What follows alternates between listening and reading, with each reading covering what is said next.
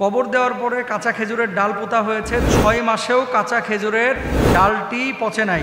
আরেকজন দেখাচ্ছে যে একটা কবরের উপরে 6 মাস খেজুরের গাছের ডাল পোতা আছে, সে খেজুরের গাছের ডাল তাজা হয়ে আছে, সেটা শুকায়নি। 6 মাসেও কাঁচা খেজুরের ডালটি পচে নাই।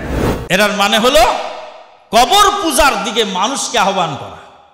এই যে কবরের উপর খেজুরের ডাল তাজা হয়ে আছে, নিশ্চয়ই এই কবরে যিনি শায়িত আছেন তিনি বড় বুজুর্গ। এবার বুজুর্গ যদি হয় তো এই বুজুর্গের কবরের পারে গিয়ে কিছু চাইলে তাহলে আমার সিদ্ধি সাধন হবে। এইভাবে আস্তে আস্তে মানুষকে কবর পূজার দিকে আকৃষ্ট করানো হচ্ছে। খেজুরের ডাল নবী সাল্লাল্লাহু আলাইহি ওয়াসাল্লাম গেড়েছিলেন মাত্র একটি কবরে। নবী সাল্লাল্লাহু আলাইহি ওয়াসাল্লাম যাচ্ছিলেন কবরের পাশ দিয়ে, ওহীর মাধ্যমে জানতে পারলেন কবরে আযাব হচ্ছে। তখন তিনি খেজুরের ডাল একটি ডাল গেড়ে দিলেন কবরের উপরে। এটা তো নবীর জন্য খাস। আমি তো জানি না তার কবরে আযাব হচ্ছে কিনা, তা আমি ডাল গাড়বো কোন সাহসে? নবী তো আযাব হচ্ছে জানতে পেরে সেখানে ডাল গাড়লেন। তাহলে কাজটাই তো ভুয়া কাজ। মানে আল্লাহ নবী যেটা করেছিলেন সেটা নবীর খাস মুজিজা, আর বাকি আমরা যেটা করছি সেটা হলো ভুয়া কাজ। আর এই ভুয়া কাজের মধ্যে আবার কারামতি খুঁজে বেড়াচ্ছে। নাউযুবিল্লাহ।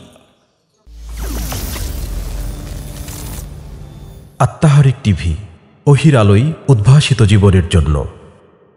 আরেকজন দেখাচ্ছে যে একটা কবরের উপরে 6 মাস খেজুরের গাছের ডাল পোতা আছে, সে খেজুরের গাছের ডাল তাজা হয়ে আছে, সেটা শুকায়নি।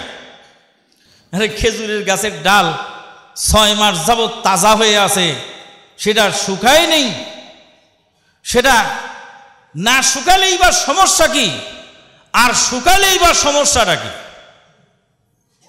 এটার মানে কি?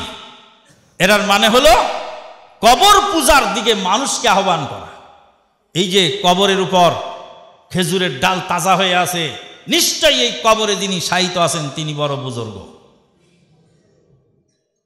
এবার বুজুর্গ যদি হয় তো এই বুজুর্গের কবরের পারে গিয়ে কিছু চাইলে তাহলে আমার সিদ্ধি সাধন হবে।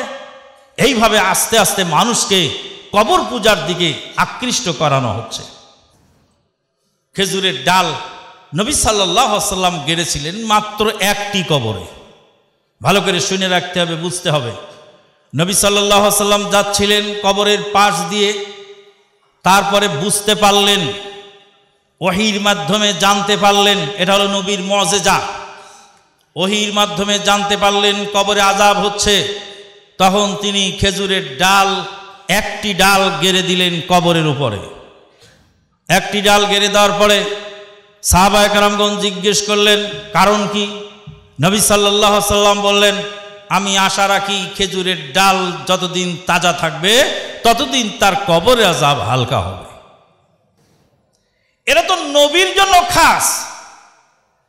আমি তো জানি না তার কবরে আযাব হচ্ছে কিনা, তা আমি ডাল গাড়বো কোন সাহসে? নবী তো আযাব হচ্ছে জানতে পেরে সেখানে ডাল গাড়লেন। পাবনার যখন মাওলানা জিল্লুর রহমান আনসারী সাহেব মারা গেলেন, তার জানাজায় শরীক হয়েছিলেন ডক্টর মোহাম্মদ আব্দুল বারী রাহিমাহুল্লাহ আর প্রফেসর আফতাব আহমদ রহমানী রাহিমাহুল্লাহ। সেখানে খেজুরের ডাল আনা হচ্ছিল পুতার জন্য। প্রফেসর আফতাব আহমদ রহমানী সাহেবকে জিজ্ঞেস করা হলো, তিনি বললেন নবী বুঝতে পেরেছিলেন কবরে আযাব হচ্ছে, তাই নবী ডাল গেড়েছিলেন। তোমরা যদি কেউ বুঝতে পারো যে জিল্লুর রহমান আনসারীর কবরে আযাব হচ্ছে, তাহলে তুমি ডাল গাড়তেও পারো। নবীর ডাল গাড়ার ওসিলায় সেই কবরবাসীর আযাব হালকা হতে পারে, কিন্তু তোমার ডাল গাড়ার কারণে কবরের আযাব হালকা হবে তার কোনো গ্যারান্টি আছে? তাহলে ডাল গাড়ারই তো অস্তিত্ব নাই।